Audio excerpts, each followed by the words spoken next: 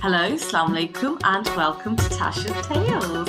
Today I'm joined by Zoe. Zoe, would you like to introduce yourself? Yeah, my name's Zoe Brogan, and I am a nutritionist and personal trainer, but I work exclusively with women who are peri and post menopause for all sorts of reasons, help with their symptoms, ranging from kind of weight loss, weight gain, fatigue, anxiety, and self-esteem. They're like my main focuses. Amazing. I'll be completely honest. So, up until very recently, and I want to say about 5 years ago, the concept of menopause, I hadn't heard of it, I didn't know what it was. Yeah. And it wasn't until I started working with a few females who started to talk about it. I was like, menopause, perimenopause, what? And for me, as a 35-year-old woman, you would think that this should be something that I should be taught about. This is something that I should know about because it's going to happen and it's going to happen before I know it. So, should we start by perimenopause or just menopause, what it means? Yeah, sure. So menopause is actually just one day, and it's the day which is 12 months exactly from your last period. So essentially, any woman who is around 35 plus can be considered as perimenopause.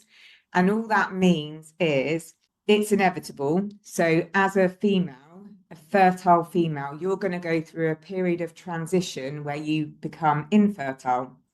That's the way, that's nature's course, right? And so from the age of about 35, women start to experience symptoms which are indicative of that transition. So we have the perimenopause stage, which on average can last about 10 years. And then you have the day of menopause, which is 12 months after your last period. And then you are postmenopause, which means that you are no longer fertile and you're not having periods anymore. But that actually has a massive, massive impact on the female body. So, perimenopause, what are the kind of symptoms that start to appear and start to become noticeable? Yeah. So this is why until recently it's not really been talked about because it's a massive like unknown and we're still cobbling together like different types of symptoms. And so they are as random as night blindness, so losing your vision at nighttime when you're driving. It can be the obvious ones like hot sweats and hot flashes, those kind of things. Um, and it can be really severe changes to your menstrual cycle. It can be low mood, lack of confidence, brain fog. There's about 35 to 40 recognized symptoms at the moment. But if you imagine all those symptoms, and every single woman has their own unique combination, there is no there's no warning sign you're entering perimenopause. So what generally happens is that women find themselves maybe a couple of years in thinking, what in the hell is happening to me? They don't understand their symptoms are leaking into their everyday lives and affecting their relationships at work and at home. And people want to know what's going on with you. And they're like, I haven't got a clue. And so, like, until now, it's just been like, oh, it's a woman thing. Like she's moody, or she's emotional, she's this, she's that, because nobody's ever really explored what it is that happens to a woman's body, and this is the reason for it. We've just been told, oh, it's just women, get on with it. Yeah, and like I said, up until I was probably 30 when I first kind of Yeah, heard about the term perimenopause, and it was a colleague of mine, and she was really suffering from brain fog, just not yeah, being quite herself. And she really had to fight, to kind of get the appointments and speak to someone who knew that yeah, what they were talking about. So I feel quite passionate about yeah, speaking about it, raising awareness so women like myself and like my friends and my family or anyone listening is a bit aware of their own bodies and symptoms. yeah, And it's not that they're going crazy, it's a yeah, natural way of our bodies changing. And so, what kind of things can people do then once they enter that stage or once they start to notice a few of these symptoms appearing? So again, it's a massive minefield, if you like. So there's loads to it. So, but first and foremost, it's awareness. So being super, super aware of what is normal for you and what is not normal for you. Because there's so many symptoms to perimenopause, it can often be associated with other types of things. For example, with the Asian community, PCOS is something that's very common, and those two symptoms mask and mirror each other. Um, and also, so what can they do? So awareness is key. Talking about it is key in terms of, if you're having a rubbish day and you're really emotional and you don't understand what's going on in your body, be okay with talking to people about that. Because what I find is that it's little things as well, like that you don't notice so much. You think you're just getting older and antisocial, but you start to withdraw and you start to just want to stay at home.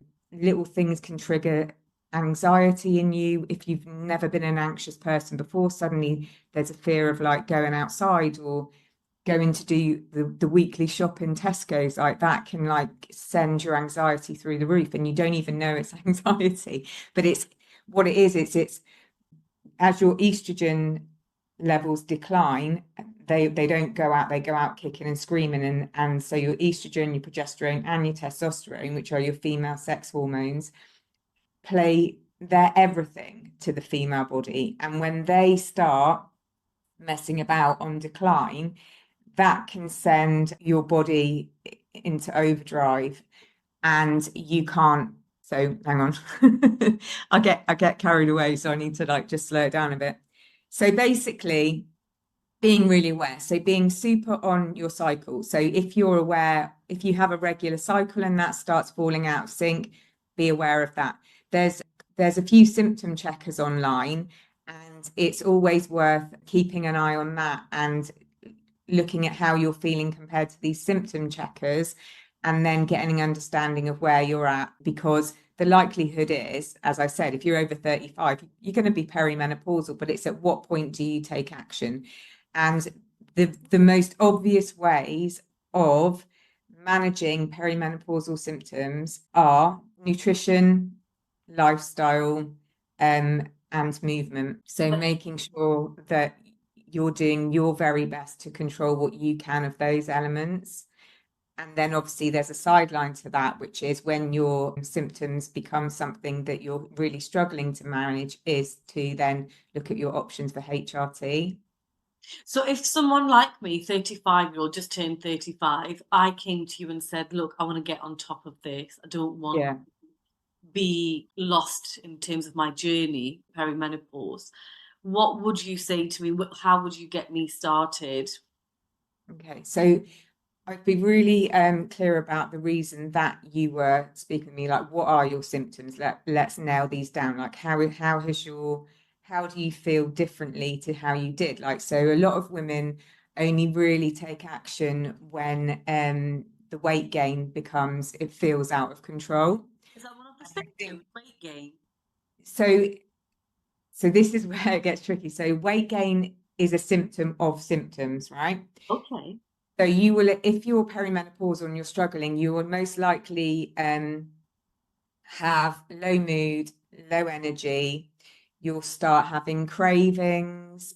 You will maybe start, your portion sizes will get out of control. And these will all be things that happen gradually that you're not aware of. And as a consequence of that, of your energy levels slowing down and maybe comfort eating a little bit more, weight gain will happen. Now, very often it only becomes apparent once the 1, 2, or 3 stone is there. And then that's a problem because then you feel rubbish, you think you look like rubbish. That again impacts your relationship with your partner, your self-esteem. And then that's when you want to do something about it, right? Because that's how we're judged. We're not, if we're a little bit moody or emotional, like we'll get away with that. But if we start gaining weight, then people want to talk about it or you feel self-conscious. Gosh, isn't that so true? Yeah. Because Yeah, like because it's physically visible, isn't it? And yeah, even now in 2024, people like to comment on how you look. So yeah, yeah, and I it, and agree with that. it's inbuilt to you and me, everybody, that that's a sign that we've lost control, right? That we're not taking care of ourselves, that we're not feeling proud about ourselves, and that, true or not, invariably people don't care, but it's how we think is that if I see you in a couple of months' time and I've gained weight, you're going to think that I'm lost, that I'm not taking care of myself. And so that's when people want to take action. So generally clients will come to me and say, I've gained weight. I don't know why. Nothing's changed. I'm cooking from scratch. My food is clean. I'm fasting. I'm doing low calorie. I'm doing all this stuff and nothing works anymore. And first of all, it's being really empathetic about that because again, it's what we have to then do is like, right, let's try and forget everything you think you know about dieting because invariably those diets won't work for you anymore because those diets, the necessity of them was for you to be restrictive and for you to exercise more. And your body's not in a place right now where you're able to do that. And so old diets won't work because you can't be restrictive. Also, a lot of diets want you to like cut down on carbs when actually carbs are what a menopausal woman needs more than anything. Like your brain will only function from glucose, carbohydrates. It's the easiest form of energy for your brain. This is where like symptoms of like brain fog and that come in as well. So like don't deprive your body of the energy sources that it needs, but let's be realistic. If you want to lose weight, then we need to be super, super aware of what you're eating and when and how much movement you're doing. And sometimes that is a real kind of eye opener because what women are trying to do is what we're conditioned to do is all or nothing. So I'm on a diet, I'm on 1200 calories, I'm fasting and I'm not eating carbs. And then I'm absolutely bloody knackered and it gets to the weekends and I can't do it anymore. And you're thinking, sod it, I'm going all in. Like a vicious cycle. It's like you can't really quite see the end to it. So if you're perimenopausal, really look at the symptoms, be aware of it. Interesting, you mentioned the South kind of Asian community. I come from a community where we don't talk about periods, we don't talk about pregnancy, we Exactly. certainly don't even know menopause exists within our Yeah. community, especially I think the older generation. Growing up, I would always see women, a bit older with a fan in their hands, but there was no explanation as to what was going on. She Yeah. was known as a woman with a fan. However, now when I look back and I reflect, I thought, gosh, I wonder what that poor woman was going through, but had no awareness. So yeah, I think it's really healthy and it's really nice to be able to have this conversation and learn Yeah. more because So there's it's more that interesting. So my background is actually working in the NHS, and I was director of a healthcare centre, and our demographic was 69% Black minority ethnic, and we had the highest prevalence of type 2 diabetes, particularly in older generation Asian men and women. And again, it was the lack of awareness. So, like, just in terms of talking, having, that it's all about community, but like, what are you actually talking about? Because there's a real kind of proudness there in terms of this is my family. I look after my family. I don't talk about me. I just need to make sure everybody else is okay. And I think that's where so that was where my kind of passion for like menopause came from and looking at polycystic ovarian syndrome as well, because those two things are really overlooked in the Asian community, in the world in general, but particularly what I saw from my experience as well. yeah, and I Um, suppose, and is that why you kind of changed career or pathway into more of a niche and more focused coaching style? Because you're a yeah, coach, aren't you? And yeah. So working there, I had my own kind of like, so I've always been like mad passionate about nutrition and fitness, just in a real geeky science way. Like I love the human body. I love to understand how it works, particularly the female body, because we're too complicated. There's no science papers on us. And so Yeah, and so I've always had like PCOS myself, always been dismissed because, well, you're okay. You don't want, I had one child when I was really young, but you don't want any more children. So periods don't matter. Just get over it, get on with your life type of thing. And then when I was working in the NHS again, I used to see all of these things that would come up with older women and maybe being perimenopause or being given like antidepressants because we've only got 10 minutes. You don't really know what's going on in your body. You just want an answer. Here, have some antidepressants, and I'll probably see you next week. And like that sounds really blunt, but that is what happens. So like I remember talking to one of the GPs there, and they were like, look, I know when the patient comes through the door, they just want me to give them the answer and they want to be on their way. And so anyway, we held this menopause awareness day where we invited like members of the community in and all the GPs. These ladies come to give a talk and the GPs were too busy to attend. And I was just like, it blew my mind. Like, why aren't you interested? Like, why aren't you interested in women's health? And so, as I was already studying my nutrition and fitness on the side, I just was like, well, I'm going to put my money where my mouth is. And if you, someone needs to be giving these women the practical and emotional support that they need and to take that time to help them kind of understand their bodies and teach them that they are in absolute control of it. Like you're not being done to, this is your body. You have a responsibility to understand it, look after it, and do your best.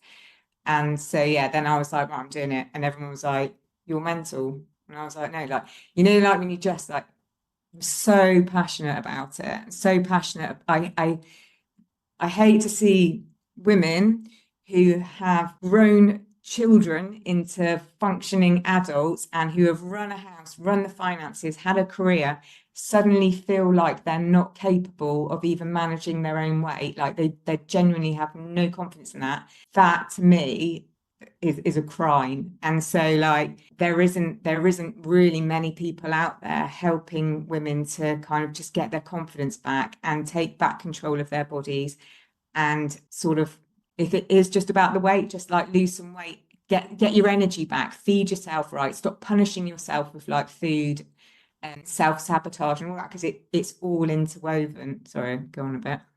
No, no, and it's so refreshing to hear all this conversation from you. And I hadn't come across any kind of profiles on Instagram until I came across yours, and I thought, gosh, like, so many women out there are suffering, yet we're not being coached, we're not being educated, we're not being assisted in a healthy, organic manner. Antidepressants are not going to solve anyone's No, problem. That's worse than putting a plaster on it because it's not even looking at yeah. what's going on. So it's really refreshing, it's really healthy, and I'm glad that you're doing what you're doing because I feel like so many of us are going to learn from you and educate ourselves. So another really important thing is to for everyone to be mindful is that when you go into perimenopause, the first thought is it's all about your menstrual cycle and it's only your kind of ovaries that are affected. But there are these amazing women who are now researching women's bodies and how menopause affects the bodies, and they say that menopause actually doesn't just start in the ovaries; it starts in the brain. So your whole body is filled with estrogen receptors, right? And when your body's not getting these estrogen receptors or it's getting too much, it kicks off. And wherever it kicks off most, if you like, is where you get your symptoms. For example, I'm perimenopausal, never had a hot flash in my life. I have no idea what it feels like to be warm, right? I don't get that. I don't experience it. However, brain fog for me is horrific, particularly in the afternoon and evening. So they're looking at all of these, how menopause affects the brain, because 1 in 2 women go on to develop Alzheimer's and dementia if they live long enough, right? So that's what we're most at risk of, along with osteoporosis and all that. So where's the line between where brain fog turns into something more serious? And this is where all the studies are being done at the minute, which is why they're saying it's really, not why they're saying, but why it's really important, like not to just look after your menstrual health and your weight and that, but your brain as well, because doctors don't know your body, and this is the thing, and a lot of the older generations as well with this is like, I'm going to a doctor to be told what to do, what to do. Actually, you have to know your body better, because you have to go into the doctor and say either like, this isn't brain fog, it's something more serious, or like, this is how my body is being affected. Like, I know my body inside out. This is what's happening to it. How are you going to support me? And they're the conversations to be having with the doctor about your body. So it's all about trying to like empower women to have the confidence to know themselves. Does that make sense? No, absolutely. And what other kind of things do we need to be doing then? What kind of actions are we meant to be taking day to day? Yeah. So, first of all, stop listening to people out there who are coming up with all these like supplements to balance your hormones and all of this stuff. Like, there's so much going on. And the reason for that is like, suddenly everyone's talking about menopause. Suddenly everybody's an expert about menopause, and they've got the solution to balance your hormones. First and foremost, you can't balance your hormones, it's not a thing. So, yeah, so stop taking all of these like weird and wonderful supplements, because the problem with supplements is, even if they contain a trace element, they're allowed to call it it. So they're not actually, you'll just be wasting your money. There's all these things about different types of diets. No, the diet that is right for you is the one that gives you the optimal amount of fiber and a good dose of protein every day. They're the things that you need, and you need carbohydrates in your diet. One thing that it has been researched to benefit women's brains is creatine. So every single woman should be taking creatine. Creatine is it's a naturally occurring substance in your body. So, and you can also, you get it from meat if you're a meat eater and things. And it's a substance that kind of sits within your muscles. So when you go to the gym and you're doing 10 squats and then you start getting the lactic acid kick in, well, creatine sits there for that purpose. So it gives you like that instant amount of energy so you can clear that and carry on. Until now, it's always been like something that male bodybuilders will take so that they can push out 1 or 2 extra reps, right? But what these studies are actually showing is that there are so many benefits for cognitive function. So it's the most researched substance supplement in the world. It's naturally occurring, and there are now showing that taking 5 grams a day as a woman can have beneficial impact on your cognitive health, as well as having energy. So it sits in your muscles to be converted into energy. So it will just give you that extra spur or that extra 1 or 2 reps if you're in the gym. So you can, so that's a good start. Also, taking a good quality magnesium supplement helps, because magnesium protects your central nervous system. When we're in periods of stress or stressful moments, the first thing your body does is dump magnesium. So we need to be making sure that there's plenty in there. That also helps with anxiety and sleep. So the other things in terms of diet, nobody should be giving you a prescriptive diet. No one's allowed to do that except for a registered dietitian who is working with you for a certain medical condition. So if anybody's trying to tell you what to eat, they probably don't know what they're talking about. The best diet anyone can eat is one that's full of all of the colors. So Mediterranean diet works for absolutely everybody, right?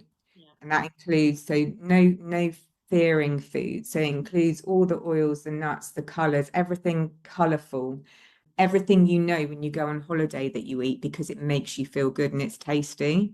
There should be no fear of processed foods and all of that. But as an adult woman, you've raised healthy children, you know how to eat. That is your sign that you know how to eat well.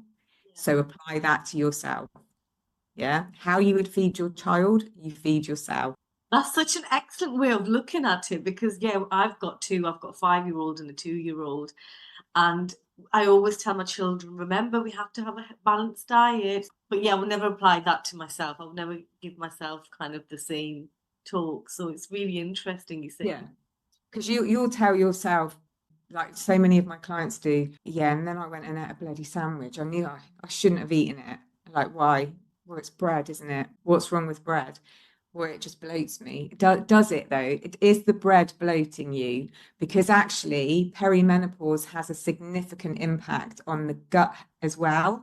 And because there's estrogen receptors in there, you can develop symptoms that mirror IBS. And so it might not be bread bloating you. You might not be allergic to dairy and all these other things that, again, people will tell you because they want you to buy their supplements. It might be that actually you just need to be adding foods into your diet, like they call it prebiotics, like berries and all the fermented foods and that, because that's gonna, you just need to add into your diet before you start stripping things out. So yeah, so I'm smiling because I have a little list of things that I wanted to kind of just ask. Supplements was one of them, so I'm going to put a massive cross next to supplements. But really good to know about the magnesium and the keratin. That's really good. creatine. Eating. Yeah. So yeah, so a couple of supplements. Asian women as well with the vitamin D3 is really important because naturally vitamin D levels are low. Vitamin D helps with the absorption of all that good stuff into your bones so you can protect them becoming like frail before they need to be. What was I just about to say? And then movement. So people think, so that you've got a camp of people who say you shouldn't do any cardio, and you've got a camp of people that say you just need to like throw heavy weights about. And the truth is, any movement is going to be good for you. Like, just move. Whoever you are and what you enjoy, just do a little bit more of it. Some women will find they've always like loved cardio and they can't do so much of it. And that's fine to wind it down then. But other women will, lots of women sail through perimenopause and menopause. My Yeah. mum, she's 58 next year. Never really had any symptoms as such. She's been because you can get a test done to see if you're going through menopause. Is there a blood test that you can get done? Okay, so that's another myth. So no blood test will tell you that you're perimenopause.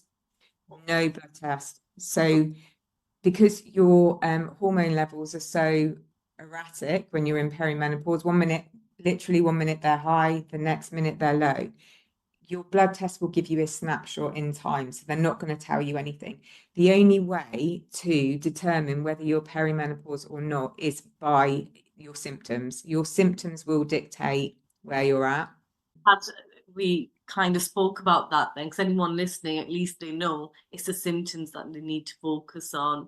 Okay. Yeah, definitely. And don't be told that you need a blood test because you absolutely don't. You could have a blood test to determine whether you're deficient in anything, but it will not tell you that you're perimenopausal. Because that was really interesting. So you don't need to be doing weights or cardio. It's what any movement is good movement. Exactly that. And so like there's obviously like the ideal life you should live as a perimenopausal or postmenopausal woman, right? There is, if we could build the ideal person, right, they would be doing cardio, they'd be lifting heavy weights 4 or 5 times a week. They'd be completely on it with their diet, and all this stuff. But actually we've all got really busy lives to lead as well. So all we can do is make tweaks to our lifestyle. First of all, get that self-awareness. Like if you're gaining weight, know why you're gaining weight, because it doesn't happen by magic. Like you can't put on weight unless you are consuming too much energy.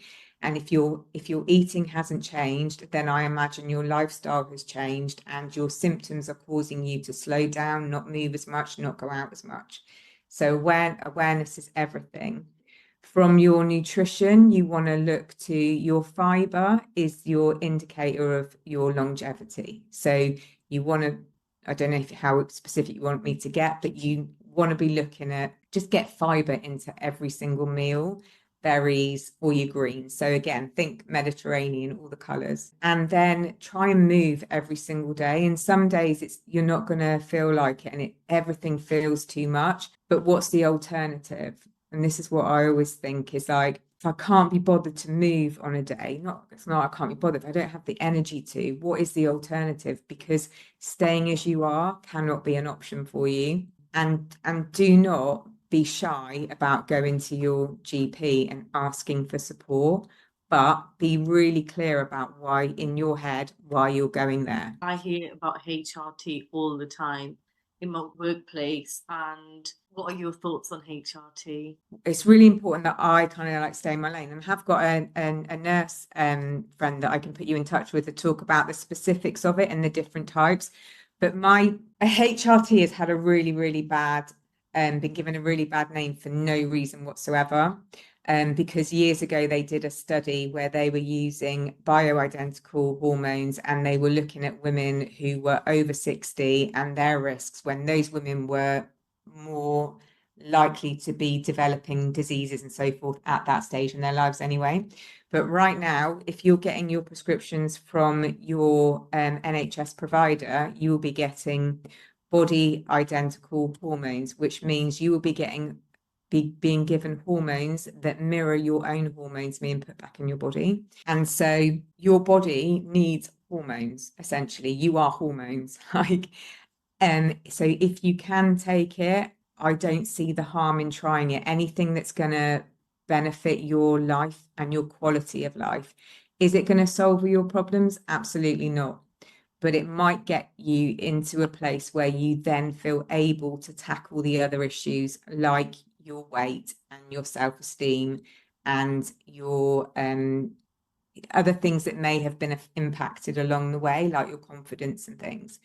Because, like I said, very often women only deal with things when it comes to themselves when you're quite far down the road.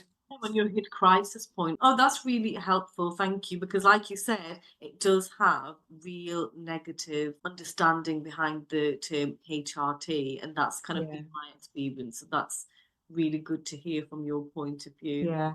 And there will be women, who have got higher risk of like cancer and things like that. However, that is a conversation you have to have with your healthcare provider, because sometimes it's risk reward benefits. Like, will the benefits outweigh the risks? And that's a really personal decision, and it should be your personal choice as the patient. Shouldn't allow anybody and their personal views to influence you, because so many women, again, so many women benefit from HRT just in terms of like their joints feeling better or their mood feeling better, or even for like a lot of women, like with their libido and things like that. These things have a massive, massive impact on their quality of life. So if don't feel like, like how some people won't take medication or hormones because I'm going to tough this out myself. Well, why would you do that? Like, swallow your pride, think about your life, because when you feel better, that has a massive knock-on effect to other people around you as well. And if you don't like it and you don't get on with it, stop it, because it's only there for as long as you're putting it into your body. The minute you stop, it leaves your body again. Some women tolerate it. A lot of women, it really improves their quality of life. But like I said, I'll send you over my friend's details. She's a nurse. This is her job, HRT. I could talk to you all day. This has been, I can't tell you how refreshing it's been, because just I think speaking to you makes you feel like you're in control, that you can make those changes. It's not too late. Being awareness, adding some of those supplements, looking at your diet, making sure that you are moving.